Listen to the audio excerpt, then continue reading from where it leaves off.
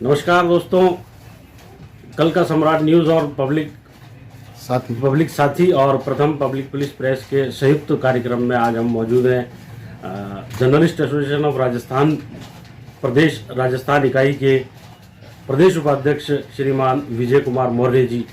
विजय मौर्य जी से हम आज बात करना चाहेंगे पत्रकारों के हितों के विषय में। जर्नलिस्ट एसोसिएशन ऑफ राजस्थान क्या कर रही है। देखने में आया है कि पत्रकारों को लेकर राज्य सरकारें अथवा केंद्र सरकारें अथवा निजी संस्थान गंभीर नहीं है।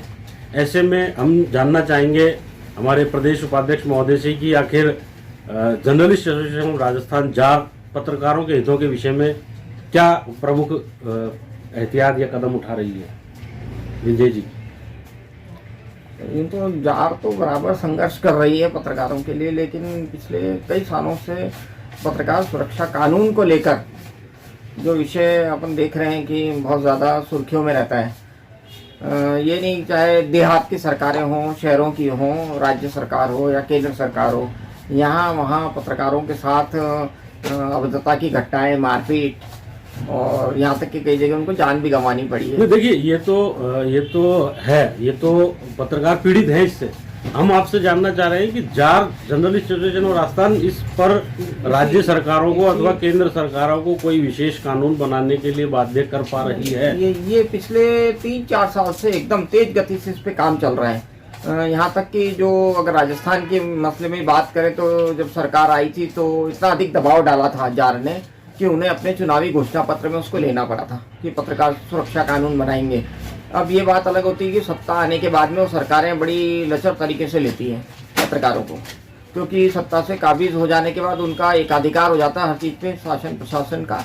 और फिर भी बार बार जार अपनी तरफ से तो दबाव बनाती रहती है कि पत्रकार सुरक्षा कानून को लागू किया जाए, और बार बार इसके लिए आश्वासन भी दिए जा रहे हैं।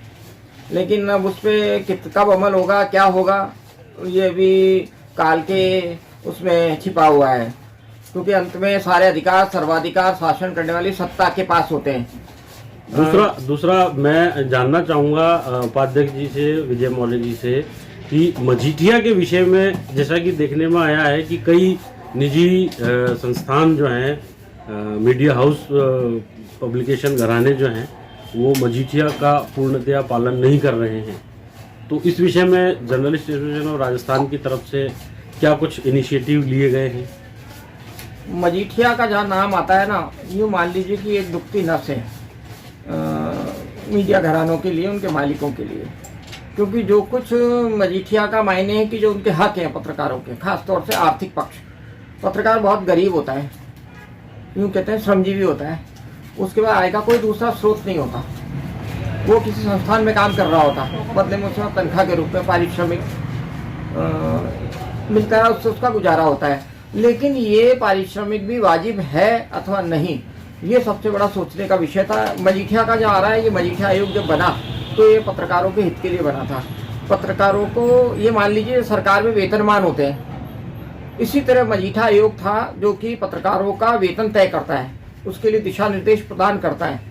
और ये आयोग बना, इससे एक बार आशा की किरण जगी पत्रकारों में, और लंबी लड़ाई, कानूनी लंबी लड़ाई लड़ने के बाद भी बड़ा दुख का विषय है कि सुप्रीम कोर्ट से जाने के बाद में वो लड़ाई वापस आके लेबर कोर्ट में आके ठहर सी गई है। लेबर कोर्ट की लंबी प्रक्रिया ने एक तरीके से पत्रकारों को बड़ा, मतलब उनका सब्र का बांध टूट रहा है, लेकिन वो डटे हुए अभी भी कोर्ट में। अगर जयपुर की कोर्ट जब देखेंगे तो हर दिन जब हियरिंग चलती है और उसमें तो क्या मजीठिया आयोग ने जो सिफारिशें पत्रकारों के हितों से के संबंध में जो सिफारिशें प्रदान की थी, न्यायालय की विलंबता के विषय में क्या उस आयोग ने कुछ अपनी सिफारिशों में वर्णित किया है? क्योंकि ये अंतहीन सुनवाई का दौर यदि 10 साल और चलेगा तो पत्रकारों की क्या स्थिति होगी। यदि एक पत्रकार, श्रमजीवी पत्रकार जिसका की एकमात्र खाने पीने का साधन पत्रकारिता ही होता है, यदि उसकी सुनवाई 10-15 सालों तक लंबित रहेगी तो ऐसे में क्या न्याय में विलंबता अन्याय के समान होती है। होता है, लेकिन न्यायालय ने विलंब किया ऐसा तो नहीं कह सकते, क्योंकि न्यायिक एक प्रक्रिया है, उसमें पक्ष विपक्ष दोनों होते हैं। तो सभी अपने अपने उसमें रखते हैं, दस्तावेज प्रस्तुत करते हैं। वो प्रक्रिया का पूरा पालन कर रहा है, उसको अपन विलंब कह दें अपनी भाषा में, वहाँ तक तो ठीक है, लेकिन वो एक न्यायिक प्रक्रिया है विलंब होना जिसको हम कह रहे हैं। लेकिन ठीक है, वो विलंब सभी को संतोष रखना पड़ता है। वो लंबा चला, यहाँ से निकले हम लोग सुप्रीम कोर्ट तक गए। सिर्फ हमें इसलिए जाना पड़ा था सुप्रीम कोर्ट की, जो जजमेंट सुप्रीम कोर्ट ने दे दिया था कि मजीठिया इन पे लागू किया जाए, लेकिन उसमें हो रहे विलंब को लेके हम लोग वापस गए थे। और उस समय फिर हमारे हक में फैसला आया था और उसके बाद पाबंद किया गया था सारी मीडिया उसको, इनको दिया जाए, और एक उनको निश्चित अवधि तय करी थी। लेकिन उसमें भी बार बार उन्होंने फ्लेक्सिबिलिटी मांगी और उनको दी कोर्ट ने। उसके बाद ये मामला आके अब श्रम विभाग के पास आके ठहर गया है, क्योंकि मीडिया जो हाउस आते हैं या पत्रकार आता है वो लेबर कोर्ट के अधीन आता है।